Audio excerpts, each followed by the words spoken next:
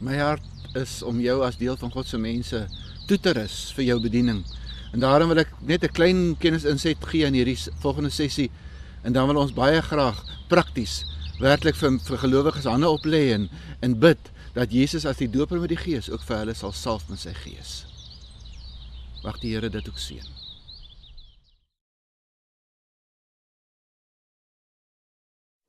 As we open your word, oh Lord, as we look into your truth, as we turn through pages of your wisdom, come show yourself to us. We invite your Holy Spirit as our teacher and our friend. Speak life into these empty chambers with the richness of your love. Breathe life into these empty chambers. And Lord, let your kingdom come.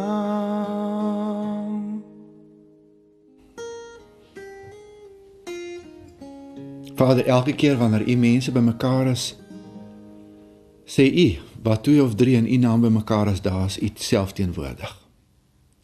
Dankie dat ons ook in hierdie afgelope paar weke bewus kon word van u Gees wat in ons is. Want as ons by 'n plek instap, dan is u ook daar. Here, daarom het ons elke keer so 'n verwagting en opgewondenheid as ons so bymekaar is. Veral as ons rondom u woord bymekaar is. Ons bid dat u ook vandag sal kom deur u Gees en dat u self sal werk, dat u elkeen van u mense sal bedien met u woord en met u gawes. Sodat mense opnuut weer bewus sal word dat u lewe, dat u dieselfde is, dat u woord die waarheid is, dat u woord ook vir hulle geld. Ja, dat die beloftes wat u gemaak het in die woord ook vir hulle geld. Kom en bedien dit aan ons net weer opnuut. In die naam van Jesus bid ons dit. Amen. Goed, kom ons blaai daar na Handelinge 10 toe. Handelinge 10 vanaf vers 34.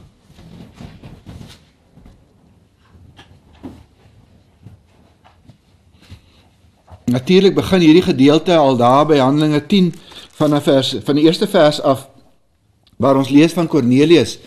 Daar in hoofstuk 10 vers 1 staan daar, hy was die kaptein van 'n Italiaanse regiment, met dan heel waarskynlik Italiaans. Ons lees dat hy nie die Here geken het, hy was wel godsvreesend, hy was godsdienstig gewees. Nee, hy het geweet dat daar 'n God is, maar hy het nog nie die ware God geleer ken nie. En dan gebeur daar iets eienaardig, dat God hom bewus maak daarvan van Petrus, en dat Petrus 'n wonderlike boodskap vir hom het. En hy sê dan vir Cornelius, gaan haal hierdie man met die naam Petrus, en bring hom, laat hom kom na julle toe.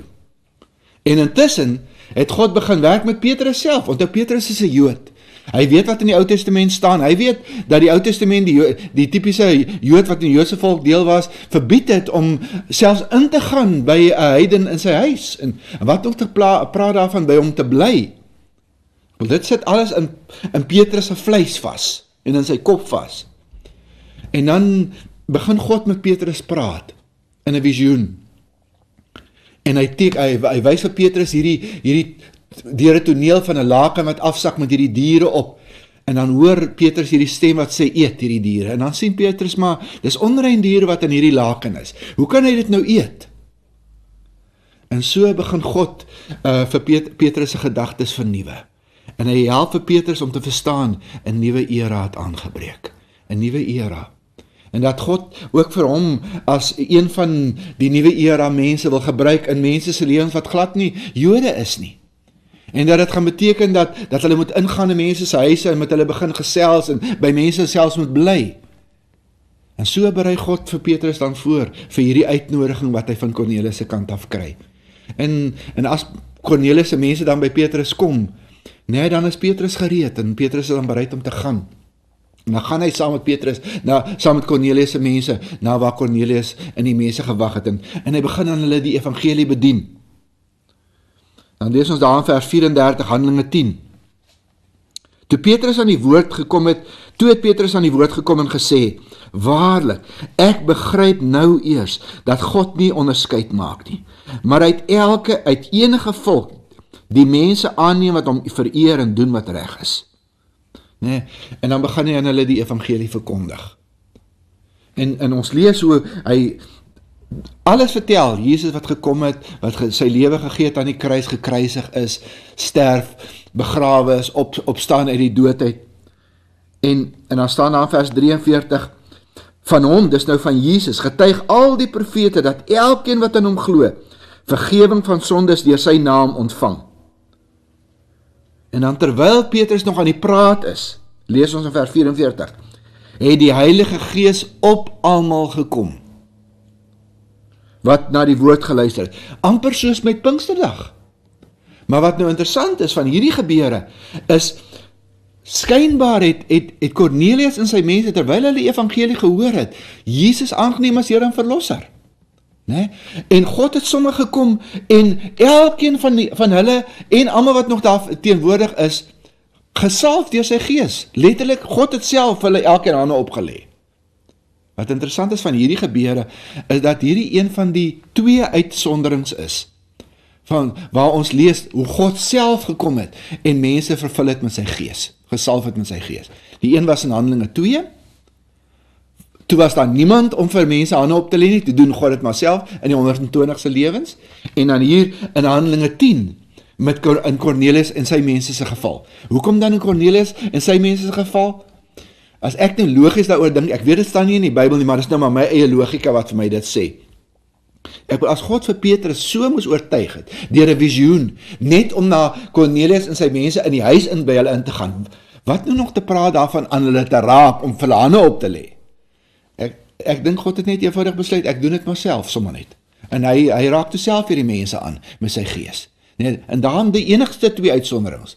Die res van die tye is mense gesalf en bonatuurlik toegerus met die gawes van die Gees, deur ander gelowiges, wat voorheen gesalf is, wat hande opgelê is, om hulle hande op te lê. Dit was die normale praktyk gewees. Maar hier dan een van die 2 uitsonderings.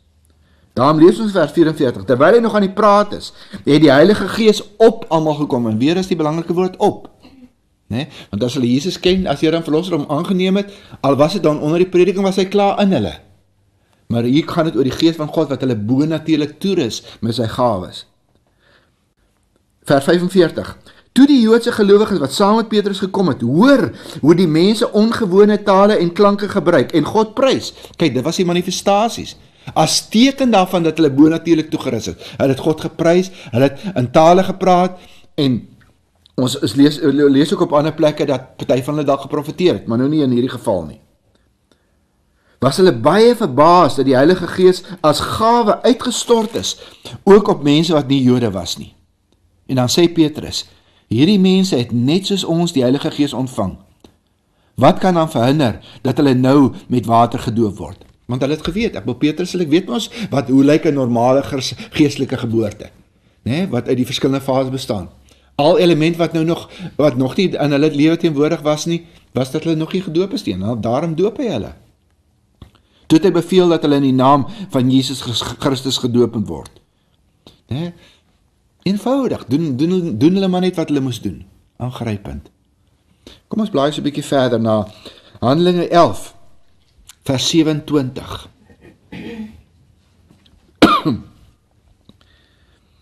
In Handelinge 11 vers 27 lees ons, in die tyd het daar profete van Jerusalem af na Antiochië toegekom.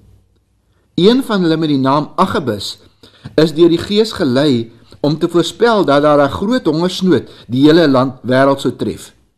En dit het dan ook in die tyd van keiser Claudius gebeur. Baie interessant. Behalwe die gewone gelowiges wat gesalf is deur God se Gees, begin ons hier lees dat God se Gees, behalwe dat hy gawes gee vir sekere mense, begin God se Gees sekere bedieninge in die gemeente oprig, in die liggaam van Jesus oprig. En van hierdie bedieninge weet ons nou al is apostels, hier hoor ons van profete. Met alweer hierdie mense het nie die gawe van profesie ontvang nie, en wat dan sporadies deur God gebruik word om ander mense te bedien nie, hierdie mense word profete genoem. Dis asof hulle, soos leraars, die gawe permanent het. Die gawe van die leraar het die gawe van lering amper op 'n permanente grondslag. God kan hom enige tyd in die gawe van lering gebruik. So kry 'n mens profete wat permanent die gawe van profesie het, wat God letterlik op enige stadium kan gebruik deur sy gees om te profeteer.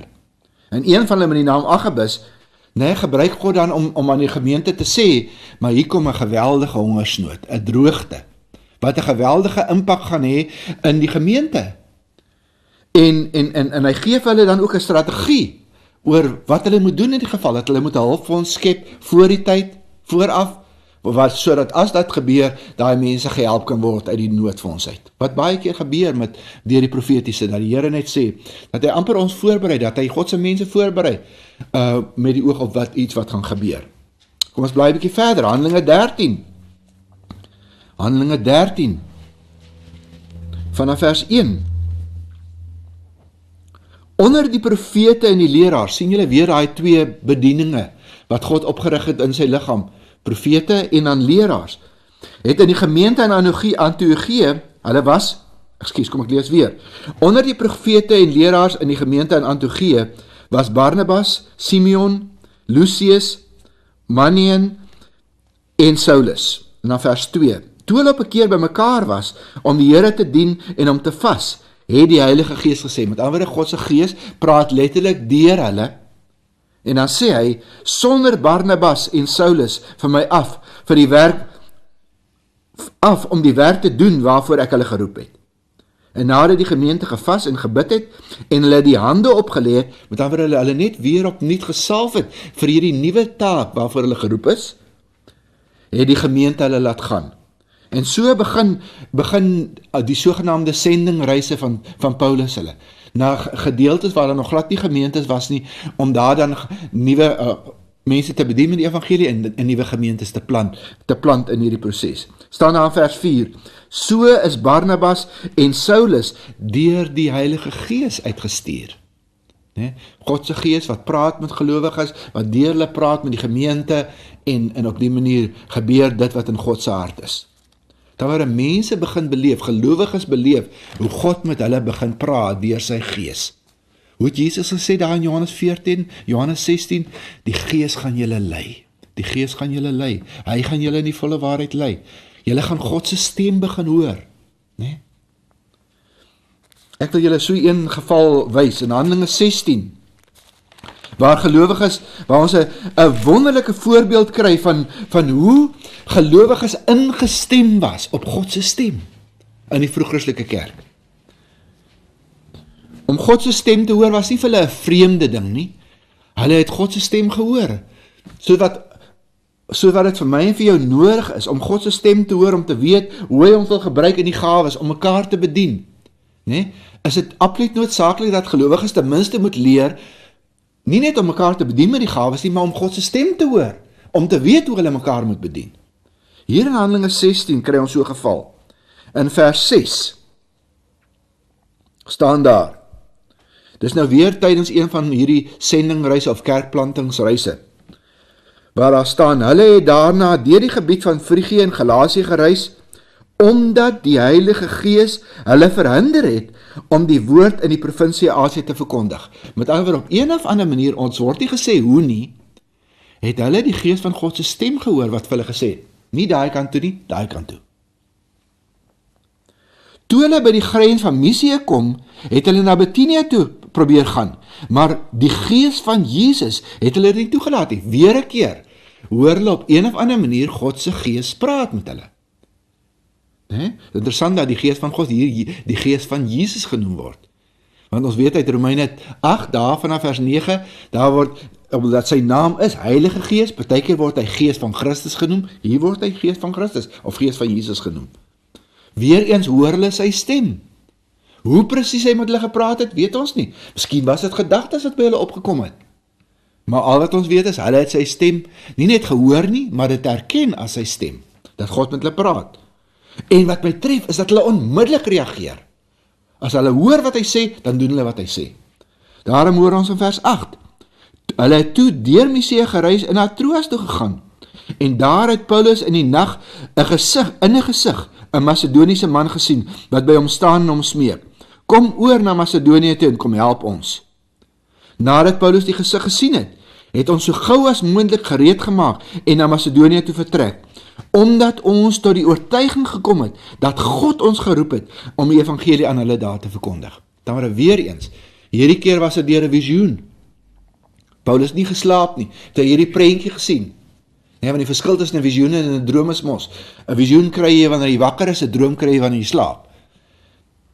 Wanneer hy wakker was, het hy beleef, God letterlik aan hom verskyn het in hierdie prentjie en vir hom gesê het, dis waar ek julle wil hê, dis waar ek julle wil gebruik. En weer eens het hulle sy stem herken, né? Dat hy ook so praat met 'n mens. Ek sê, wat belangrik is, as ek en jy wil hê dat die Here ons moet begin gebruik, sy ons bonatuurlik toegerus het met sy gees en gawes, né? En ons wil hê hy moet ons begin gebruik om mekaar in die gemeenskap te bedien daar buite. Lyk dit vir my allernoodsaaklik dat ek en jy God se stem sal ken. Want hoe anders sal ons weet waar en in wie se lewe die Here wil ons gebruik? Sê nou die Here wil jou gebruik om 'n profetiese woord vir iemand te gee, of 'n woord van wysheid, of 'n woord van kennis. Jy gaan nie daai goed wat jy vir iemand moet sê, altyd in die Bybel kry nie. Dit gaan wel klop met wat in die Bybel staan, né, as dit van God afkom. Maar jy gaan nie wat besig wees om die Bybel te lees, en dan gaan God vir jou hierdie profetiese woord vir iemand gee nie. Baie keer gaan jy by iemand kom, en jy gaan voor daai persoon staan, en dan gaan God met jou praat. En dit gaan baie keer wees soos gedagtes wat by jou opkom. En as jy nie weet dat God ook op hierdie manier met 'n mens praat nie, dan kan jy sy stem hoor, maar dit nie erken as sy stem nie. En jy kan dink dalk dat dit jou eie gedagtes is, terwyl dit God is wat met jou praat. Daarom sê ek, is dit so noodsaaklik dat gelowiges wat begin vloei in die gawes, sal leer om God se stem te herken. Jesus sê in Johannes 10, daar vanaf vers 3 tot 5 en oral in Johannes 10, sê hy, die herder gaan die skape lei deur sy stem. Hy praat natuurlik van homself, in sy verhouding met ander gelowiges. Hy sê, ek gaan julle lei met my stem. Nee, en dan het hy hierdie prentjie van die herde wat vooruitgestap het en die skape wat agterna kom, né? Onthou, 'n skaap is 'n klein diertjie, 'n laadier. Veral as jy in die veld stap, kan die skape heel waarskynlik die meeste van die tyd nie die herder sien nie. Want die herder stap daar ver voor en hulle kyk heeltyd in die bosse en die gras vas. Met al manier waar die skape weet dat die herder voor hulle uitstap, is omdat hulle heeltyd sy stem hoor en dit herken as hulle herder se stem. En net so in gelowiges se lewens, sê Jesus, beloof Jesus, ek gaan julle lei deur my stem. Wat vir my beteken, dat Jesus gaan heeltyd praat, of baie tye praat. En ons gaan sy stem hoor, maar partykeer nie herken as sy stem nie. Want om Jesus se stem te hoor, moet ons dit hoor as 'n stem, maar ons moet dit herken as sy stem. Want die moeilikheid is, ek en jy hoor ten minste 4 stemme elke dag van ons lewe.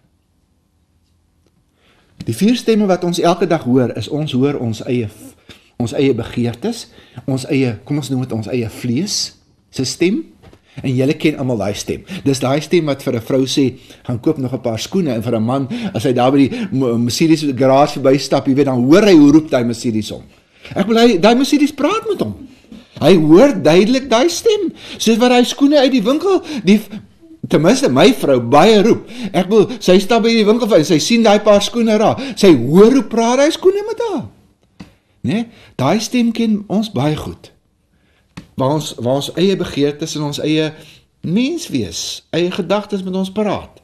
Nee? Tweede stem wat ons al baie gehoor het, is die vyand se stem. Waar die vyand letterlik gedagtes by ons laat opkom. Ons lees byvoorbeeld in 2 Korintiërs 12. Lees ons dat die vyand in staat is om gedagtes by gelowiges te laat opkom. Hulle weet nie dis sy stem as hulle dit nog nie herken het nie. Ons moet letterlik sy stem herken as die vyand se stem. En baie keer kom hierdie gedagtes by ons op, en dan kan ons nie dink, dat ons so 'n gedagte uitgedink het nie, en is so, ons het nie daai gedagte uitgedink nie, want die vyand het daai gedagte geplant. Maar as jy nie weet, dat die vyand baie keer selfs met Christene praat, deur sekere gedagtes by hulle laat opkom nie, kan jy dink, dis jy wat dit uitgedink het. Ek sê, dis die tweede stem wat almal van ons hoor, ons herken dit net nie altyd as die vyand se stem nie. Die derde stem wat ons ook hoor, is die stem van die gemeenskap. Dis wanneer jy byvoorbeeld in 'n sekere deel van die gemeenskap is, wat 'n sekere manier van doen het, en jy het miskien 'n ander manier van doen. En dan kom jy in hierdie gemeenskap, en jy weet nie mooi dat dit die gewoonte is nie, en dan doen jy wat jy altyd gewoond is om te doen, en dan sien jy maar, almal kyk jy so snaaks aan, jy weet, en jy weet self, as jy in so 'n nuwe geselskap is, en mense kyk jou so snaaks aan, dit hoef net een keer in jou lewe te gebeur, om geweldig bewus te wees van die gemeenskap se stem. Want elke keer as jy in daai gemeenskap dit wil doen, wat jy aan gewoond is, dan hoor jy, ek wil hulle praat nie 'n woord nie. Hulle praat nie 'n woord nie, baie keer. Maar jy hoor duidelik die gemeenskap se stem, hierdie druk wat die gemeenskap op jou uitoefen, om op te tree so wat hulle wil hê jy moet optree. Die vierde stem wat ons hoor, is God se stem. Die gees van God se stem. En daai stem, waar hoor ons daai stem? Ons hoor daai stemme uit die Bybel uit. Dis die Bybel, daarom word die Bybel ook die woord van God genoem. Dis die enigste manier waarop God met ons praat, waaroor ons nooit hoef te wonder of dit God is nie. As ons iets in die Bybel lees, dan weet ons, omdat dit geïnspireerde woord van God is, omdat ons dit glo, dat God deur sy gees dit gegee het, vir mense om neer te skryf, as sy woord, waardeur hy met sy mense wil praat. As dit in die woord staan, dan is ons oortuig, dit is God wat hier praat. Dis wat God sê. Die Bybel is een van die maniere waarop God praat. Maar is ook wonderlik om te ontdek, as mense 'n bietjie daaroor dink, dat God se gees woon in ons lywe. En as God se gees dan in ons lywe woon, kan ons verwag, dat as die gees van God met ons praat, sal hy nie in die dak uit met ons praat nie. As hy op 'n ander manier as deur die Bybel met ons wil praat, gaan hy heel waarskynlik met ons praat, en dit gaan vir ons klink soos spontane gedagtes wat by ons opkom. Natuurlik moet ons daai gedagtes toets, of dit die gees van God se stem is, of dit in lyn is met die Bybel. As dit 'n gedagte is wat nie in lyn is met die Bybel nie, dan weet ons dis nie God se stem nie. Dan was dit 'n ander stem. Maar ons gaan ontdek, sekere gedagtes gaan van die gees van God wees. Soos wanneer jy daar voor daai persoon staan, en God wil jou gebruik om 'n profetiese woord vir iemand te gee, gaan jy baie keer beleef hoe hierdie profetiese woord soos gedagtes by jou opkom. Een oomblik gaan jy nie weet wat om vir die persoon te sê nie, die volgende oomblik gaan jy weet, dit gaan asof jy hoor wat God wil hê jy moet vir daai persoon sê. En jy moet letterlik net herhaal wat jy gehoor het. Dan God gaan partykeer deur gedagtes met ons praat. Ander tye gaan God deur gelowiges met ons praat, deur die liggaam, geestelike leiers, ander gelowiges, wat God se stem gaan hoor op een of ander manier, profetiese woord, woord van kennis, woord van lering, woord van bemoediging, wat na jou toe gaan kom en vir jou gaan sê, dit sê die Here. Soos wat vanoggend hier gebeur, wat die Here my gebruik, om met jou te praat. As gelowige, geestelike leier, dis God wat besig is om te praat. Dis nie ek in die eerste plek wat besig om te praat nie. As dit wat ek sê werklik van God af is, dan is dit God wat praat. Maar God praat ook deur gelowiges met 'n mens. Natuurlik kan God deur deure wat oopgaan, deure wat toegaan.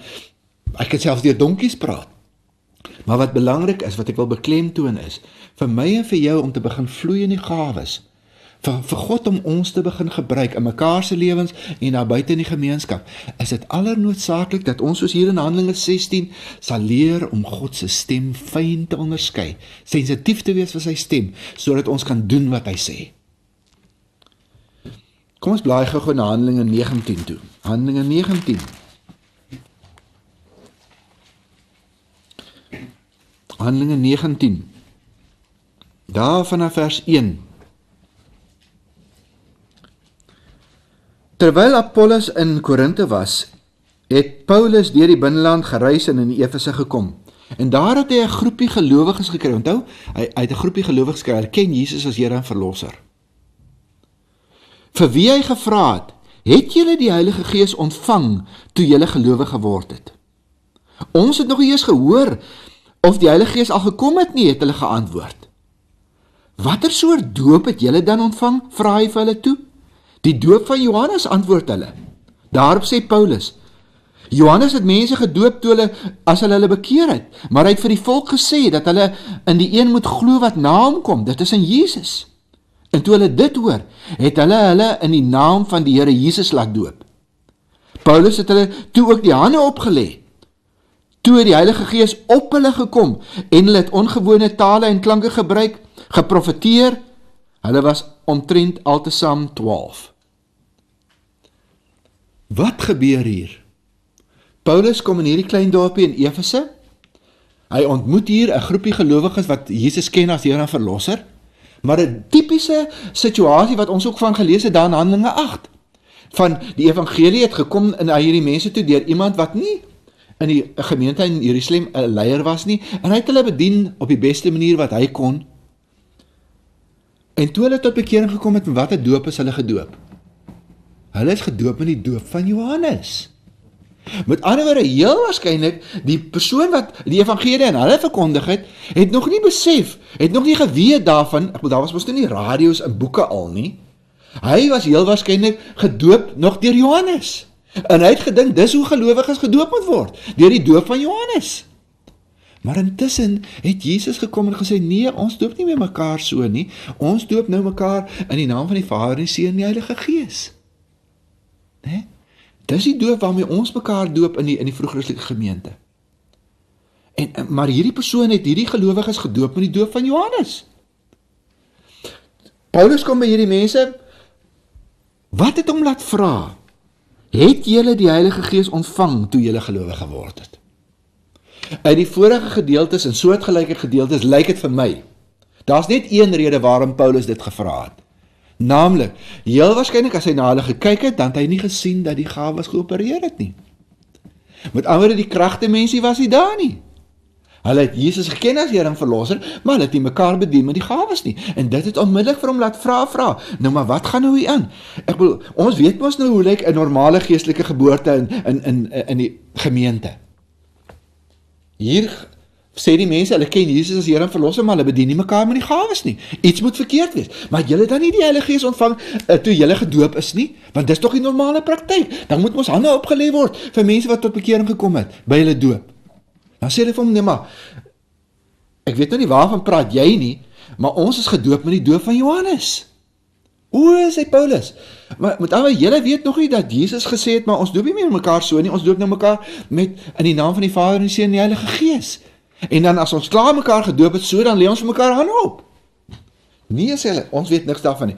En weer wat my tref is, hoe maklik Paulus dit wat nie reg is nie, herstel. Vat hulle, doop hulle in die naam van Jesus, lê hulle hande op, bid, Here Jesus, U is hulle Verlosser en Here, U wil ook doper van die Gees wees in hulle lewe, kom en salf hulle met U Gees. En rus hulle toe, sodat hulle U getuies kan wees in hierdie wêreld. Want dit is die prentjie van 'n normale Christen in die vroeg-Christelike gemeente. Dis hoe dit behoort te wees. Die geboorte moet so gou as moontlik afgehandel word. En hier ontbreek elemente in hierdie mense se mondering. En daarom funksioneer hulle nie so wat die Here wil hê hulle moet funksioneer nie. En tjoef maak hy dit reg. En onmiddellik manifesteer die gawes. Sien ons die gawes? Nee, ons hoor hoe mense in tale praat. Ons hoor hoe hulle die Here loof en prys en profeteer. Ongelukkig het die nuwe Afrikaanse vertaling hier baie sleg vertaal. In party van julle se vertaling staan daar, hulle het ongewone tale en klanke gebruik en God se boodskap verkondig. Dis nie wat in die Grieks staan nie. In die Grieks staan daar, hulle het geprofeteer. Dis die Griekse woord wat daar staan. En daar's 'n groot verskil om God se boodskap te verkondig en om te profeteer.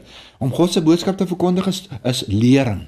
Né? Is lering wat plaasvind. Dis nie wat hier plaasgevind het nie.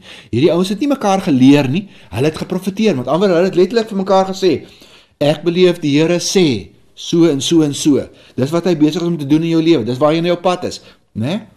Dis sy plan in jou lewe, dis wat profesie is. Dis iets heeltemal anders as lering. Waarom dit ook belangrik is om hierdie woord raak te sien, is ons wat mos nou die pad geloop het, dwars deur die Ou Testament. En wat nou al by verskeie kere gesien het, hoe God gekom het en sy mense bonatuurlik toegerus het met die gawes van die Gees, was een van die tekens, een van die bevestigings van wanneer hy sy mense toegerus het met die gawes van die Gees, dat hulle geprofeteer het. Onthou julle vir Saul? Onthou julle vir daai 68 manne en die 2 wat agtergebly het in die kamp in Moses se tyd? Onthou julle Joël se profesie daar in Joël 2 vers 28 en 29? Hulle gaan profeteer. Nee, Moses se woorde in God se hart, waar hy letterlik God se hart uitgespreek het. God se hart is letterlik om al sy mense bonatuurlik toe te rus met sy Gees, sodat almal van hulle gebruik kan word, ten minste in die gawe van profesie. En hier sien ons dit gebeur. In die mense se lewens. Ek wil graag hierdie sessie afsluit en ek wil prakties word.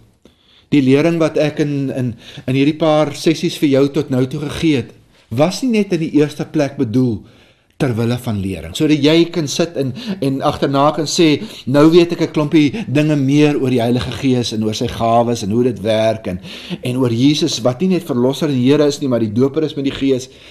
Ek bedoel dit het vir my nie net gegaan daaroor oor kennisoordrag dat jy 'n bietjie meer moet weet nie. Die rede waarom ek in hierdie sessies gekonsentreer het op wat die woord sê, wat ek in die woord sien rondom hierdie saak, was om op hierdie manier 'n fondasie te lê in jou lewe, om jou toe te rus vir jou bediening. As ek die woord reg verstaan, dan sien ek God se hart is dat om sy hele liggaam, elke gelowige, klein en groot, van dag 1 af, wat hy of sy tot bekering kom, van dag 1 af te begin gebruik in voltydse bediening. Ek is oortuig as ek na die woord kyk, is daar in die Bybel nie 'n onderskeid tussen Christene nie. Ons kry nie in die Bybel die onderskeid tussen sekere Christene is voltyds in bediening en ander is nie voltyds in bediening nie. As ek die Bybel reg verstaan, as ek die nuwe era, die nuwe geslag Christene verstaan, waarvan God geprofeteer het reeds in die Ou Testament, dan hoor ek hoe God aan mekaar sê, ek gaan my Gees gee om op al my mense te rus, want my hart is dat al my mense voltyds in bediening sal staan. Dat hulle enige tyd, of hulle nou eet en of hulle drink, of wat hulle ook al doen, gereed is om deur my op 'n buitengewone manier gebruik te word. Dit lyk vir my, dis die prentjie. En daarom het ek hierdie fondasie gelê ook in jou lewe. Ek glo dat deel van my roeping is om jou toe te rus vir jou bediening. En dis wat ek gedoen het. Ek het begin om jou toe te rus vir jou bediening. En daarom het ek hierdie skriffondasie eers gegooi. En nou kan ek op grond van hierdie skriffondasie, nou dat jy gesien het, wat sê God? Wat is in God se hart? Hoe lyk God se prentjie vir 'n Christen? Nou, as jy dit verstaan, nou kan ek na jou toe kom en vir jou sê, maar dit geld ook vir jou. Ek sien in die woord, as ek kyk wat in die woord staan, as ek kyk, kom ons blaai gou terug. As ek kyk na wat daar staan in Handelinge 2 vers 37 tot 39, as ek luister na die woorde van Petrus, dan hoor ek hoe Petrus vir my en vir jou sê, wat soveel jare na Pinksterdag plaasgevind het, vir ons sê, hoe hy vir ons sê, hierdie gawe van God se Gees om op ons te kom, is vir elkeen van ons bedoel. Ek hoor hoe hy dit sê. En ons het vir mekaar dit gewys uit die woord uit. En ons hoor, God sê dit vir ons, hierdie gawe is ook vir julle bedoel, sê God vir ons. Blaai saam met my daar na Johannes 7 toe, Johannes 7. In Johannes 7 daarvan in vers 37 tot 39 hoor ons Jesus praat. Ons hoor hoe Jesus op daai laaste dag, die groot dag van die Hittefees, uitgeroep het en gesê het, hoor wat hy sê, as iemand dors het, laat hom na my toe kom en drink. Met die een wat in my glo, is dit soos die skrif sê, strome lewende water sal uit sy binneste vloei. Hiermee het hy na die Gees verwys, want die mense wat tot geloof gekom in hom kom, sou die Heilige Gees ontvang. Die Gees was nog nie uitgestort nie, omdat Jesus nog nie verheerlik was nie. Daar Jesus kon nog nie optree as die doper met die Gees nie, want hy was nog nie verheerlik nie. Hy het nog nie gekruisig en opgestaan en opgevaar na die Vader om die gawe te ontvang, waarmee hy sy God se mense moes doop nie. Dit het nog nie plaasgevind nie, maar hy profeteer letterlik van hierdie dag wat kom. En dan sê hy, na hierdie dag gekom het, almal wat dors is, kom na my toe, en kom drink by my. En almal wat na my toe kom, vir elkeen van hulle wat in my glo, soos die skrif sê, strome lewende water sal uit hulle binneste vloei. Dink weer aan my prentjie van die tuinslang. Wat sê Jesus? Jesus sê, ek is die doper met die Gees. Ek is die doper met die Gees. Ek is julle Here en Verlosser. As jy in die lig van die skrif ontdek, dat daar bepaalde dimensie in jou Christen wees nie teenwoordig is nie, as gevolg van onvolledige lering, uit die gedeelte van die liggaam van Jesus waar jy was, waar dit nie geleer is nie, as jy dit agtergekom het, te midde van hierdie lering wat ek nou vir jou gegee het, moet asseblief nie na my kyk nie, in die eerste plek nie. Hoor wat Jesus sê, hy sê, kom na my toe, kom na my, Jesus, kom na Jesus toe. Hy is die Here en Verlosser, maar hy is ook die doper met die Gees. As jy dors het, hoeveel, oral waar ek kom in die liggaam van Jesus, dan kom Christene na my toe, dan sê hulle vir my, ek weet daar's meer. Ek weet daar's meer. Ek is 'n Christen, ek ken Jesus as Here en Verlosser, ek het tot bekering gekom. Maar as gevolg van die lering in die gedeelte van die liggaam van Jesus waar ek is, mis ek dimensies. As ek in die Bybel kyk, sien ek dimensies in die Christelike gemeente wat ons nie beleef nie. As ek kyk na my eie Christen wees, sien ek dimensies wat missing is. En ek soek dit, ek soek meer. Vir daai mense sê Jesus, kom na my toe. Ek is Here en Verlosser, maar ek is ook die doper met die Gees. Ek weet waarna jy soek. Jy soek na 'n bewuswording, nie net van God se Gees wat in jou is nie, maar dat ek jou sal aanraak as die doper met die Gees, en jou bonatuurlik sal toerus, en jou sal salf met my Gees, sodat my gawes deur jou kan werk, en jy iets van my krag belewe, van my krag, nie net in jou eie lewe nie, maar wat deur jou werk, en ander bedien. As jy honger en dors hierna, kom na my toe, sê Jesus, kom na my toe. Kom ons blaai na Lukas 11 toe. Lukas 11. In hierdie bekende gedeelte in Lukas 11, sê Jesus vir ons, hoe kry ons dit? Hoe kry ons dit? Hoe vra ons vir Jesus om ons te doop met sy Gees, om hierdie dimensie waar te maak in ons lewe? In Lukas 11 vanaf vers 9 tot vers 13, ek herinner julle net weer daaraan, want ons het dit al gedoen. Daar sê Jesus in vers 13, as julle wat sleg is, dan weet om vir julle kinders goeie dinge te gee, die Vader in die hemel nog baie meer. Hy sal die Heilige Gees gee vir die wat vra. Soek jy hierdie dimensie in jou lewe? Vra dit vir die Vader. Vra dit. Hoe vra ek dit? Die eenvoudigste manier wat ek ken is met 'n gebed. Vra dit vir hom. En hy beloof, hy sal dit gee. Hy sal dit gee. Hoe weet jy hy sal dit gee? Hy sê dit. Hy sê dit. Jy moet dit net begin glo. Waar staan in die Bybel dat ons moet glo, dat as ons gevra het vir God se Gees om ons toe te rus, dan sal hy dit gee.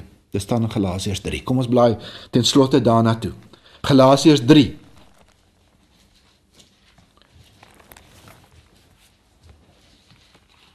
Paulus is besig om met Christene te praat, wat weer verward geword het, wat nie meer weer mooi weet hoe pas dinge in mekaar nie, hoe God met hulle besig is, wat die hart van die evangelie is nie.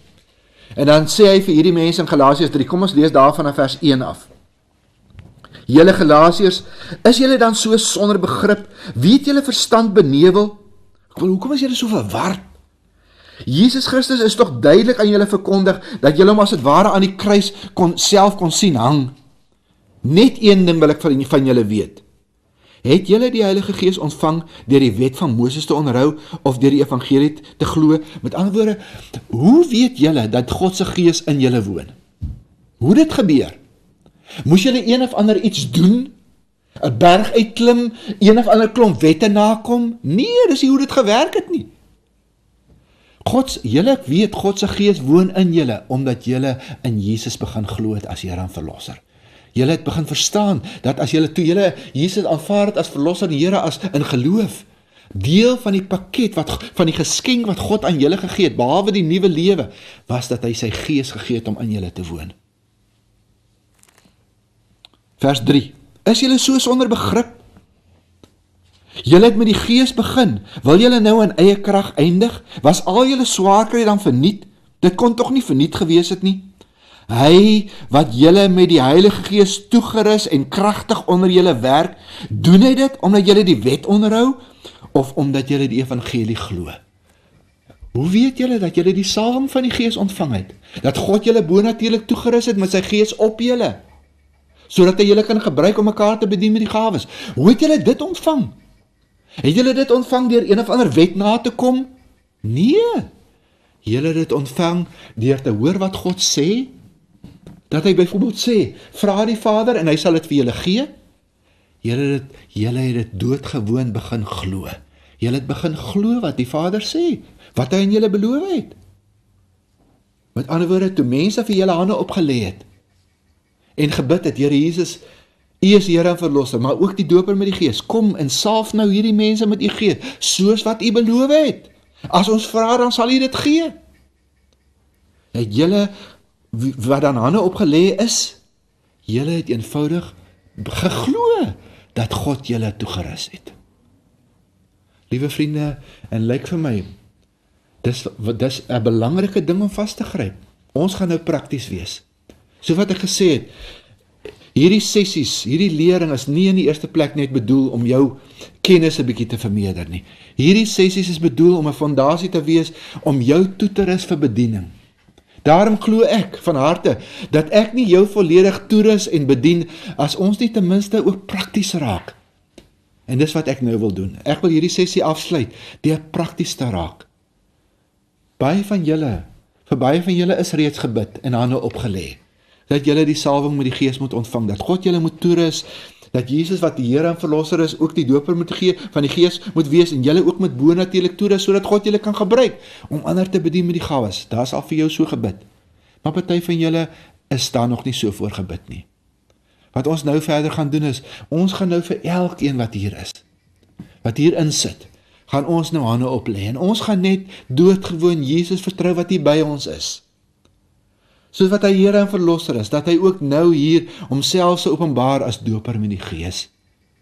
En so wat ons mekaar hande oplê en vir hom vra om jou toe te rus vir die eerste keer, of miskien by hernuwing, met sy gawes, met sy krag, wil ek regtig vir jou vra, kies om dit te glo.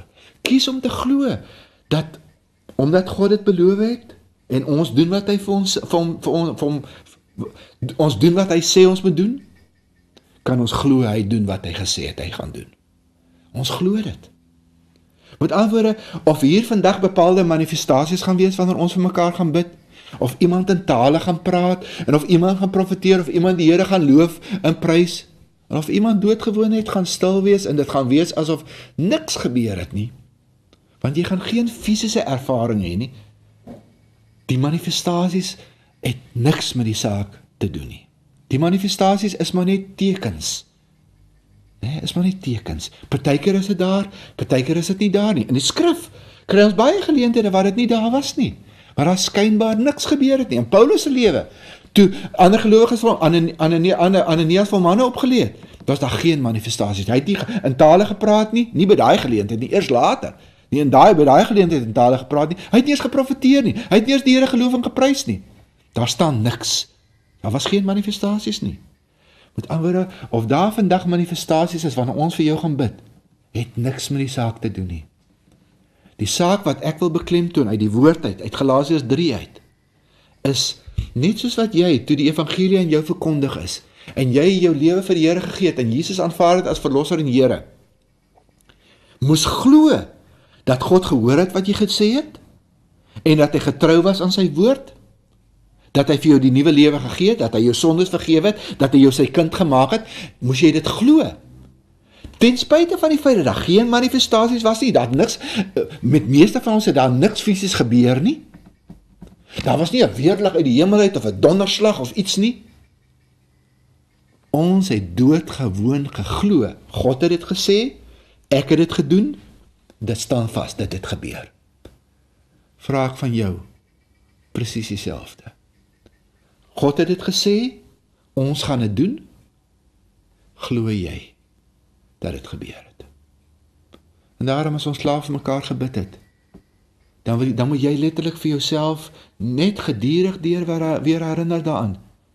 Ek is permanent gesalf deur God, deur sy gees, met die gawes, sodat God enige tyd, dag of nag, daar buite, maandag tot Saterdag, Sondag, kan hy my gebruik soos en hoe hy wil.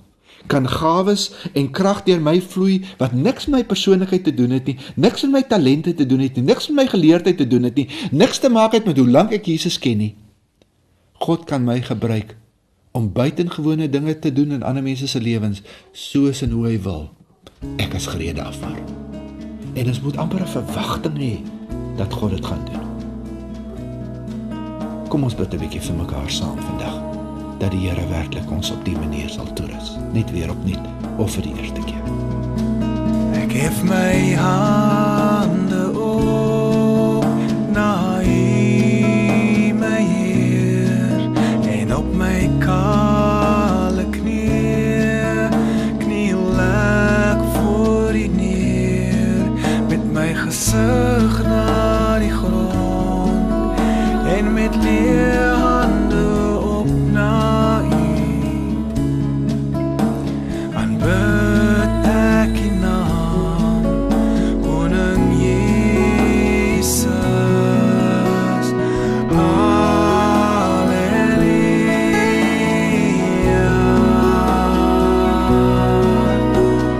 Halleluja.